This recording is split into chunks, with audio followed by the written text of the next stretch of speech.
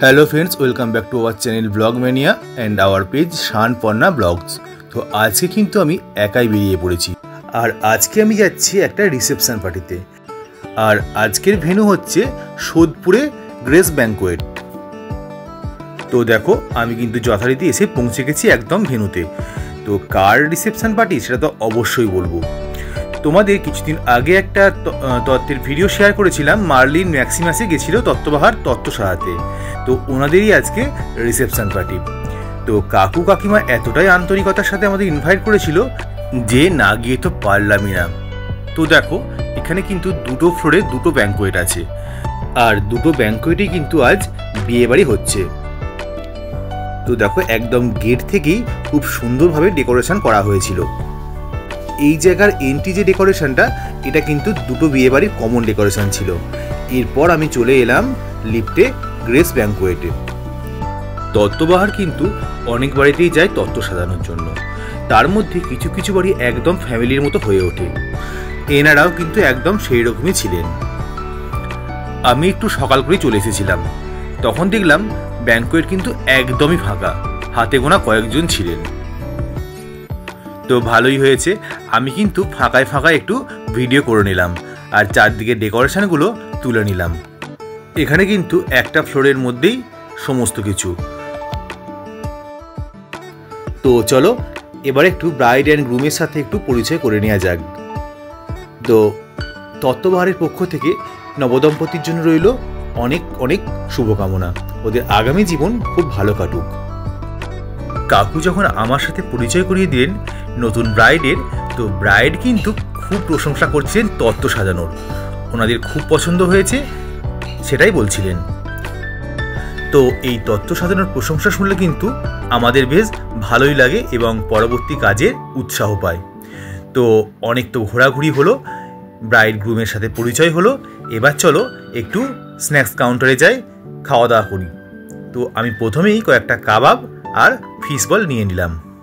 সেটা খাওয়ার পর আমি চলে এলাম মকটেল কাউন্টারে, কারণ গলা কিন্তু একদম শুকিয়ে গেছে। তারপর ওখান থেকে একটা ড্রিঙ্কস নিয়ে আমি একটু গলাটা ভেজালাম। গরমে কিন্তু এটা যেন একদম অমৃতের মতো লাগলো। যদিও ব্যাংকোয়েটটা ফুল এসি ছিল, অসুবিধে হচ্ছিল না, বাট বাইরে কিন্তু প্রচণ্ড গরম ছিল। আর এই হচ্ছে স্যালাড কাউন্টার। আর উপমাস কিচেন অ্যান্ড ক্যাটারার ছিলেন আজকের ক্যাটারিংয়ের দায়িত্বে। তোমরা যারা ক্যাটারিং বুক করতে চাইছো তারা কিন্তু এই নাম্বারে যোগাযোগ করতে পারো। এই ক্যাটারিংয়ে যেটা সব থেকে ভালো লাগলো, খাবার দাবার তো নিঃসন্দেহে খুবই ভালো ছিল, সেটা বলার কোনো অপেক্ষা রাখে না। বাট আরও যেটা ভালো লাগলো সেটা হচ্ছে এই দিদি কিন্তু নিজে উপস্থিত ছিলেন এবং প্রত্যেককে যথাযথ আপ্যায়ন করেছেন। আর এই দেখো মেয়ের বাড়ি থেকে কিন্তু তত্ত্ব এসে গেছে।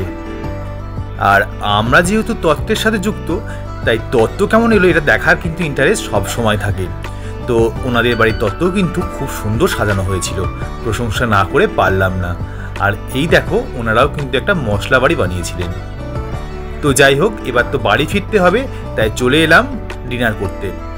এখানে কিন্তু অনেক রকম আইটেম ছিল, কুলচা, চানা মশলা, এরপর ছিল ফিশ বাটার ফ্রাই। তো আমি নিয়ে নিলাম সব কিছুই অল্প অল্প নিয়ে কিন্তু খেতে শুরু করে দিলাম। আর এই হচ্ছেন সেই উপমাদি, যিনি ক্যাটারিংয়ের দায়িত্বে আছেন। এরপর নিয়ে নিলাম ফ্রায়েড রাইস, আর তার সাথে নিলাম ভেটকি পাতুরি। বিয়েবাড়িতে ভেটকি পাতুরিটা খেতে কিন্তু আমার খুব ভালো লাগে। আর তার সাথে ছিল গলদা চিংড়ি মালাইকারি। আইটেম কিন্তু প্রত্যেকটা খুবই সুন্দর ছিল। তো চলো এবার ভেটকি পাতুরিটা খাওয়া যাক। পাতুরিটা কিন্তু ছিল যেমন টেস্টি সেরকমই একদম ধোঁয়া ওঠা গরম। তো বুঝতেই পারছো একদম খাওয়া দাওয়া কিন্তু জমে গেছে। এরপর চলে এলো গরম গরম লাল লাল মটন কষা, আর তার সাথে ছিল রাইস। আমি আর রাইস নিলাম না, লাস্টে চাটনি, পাঁপড় আর মিষ্টি খেয়ে চলে এলাম আইসক্রিম কাউন্টারে। আইসক্রিমটাও ছিল কিন্তু খুব সুন্দর। আমার আজকের ব্লগটা কেমন লাগলো অবশ্যই কিন্তু কমেন্ট করে জানিও। যদি ভালো লাগে অবশ্যই লাইক কমেন্ট করে একটু শেয়ার করে দিও। আর যারা চ্যানেলটা সাবস্ক্রাইব করোনি তারা ব্লগ ম্যানিয়া সাবস্ক্রাইব করে শানপন্না ব্লগ চ্যানেলটা ফলো করে দিও। খুব তাড়াতাড়ি দেখা হচ্ছে নতুন একটা ব্লগে।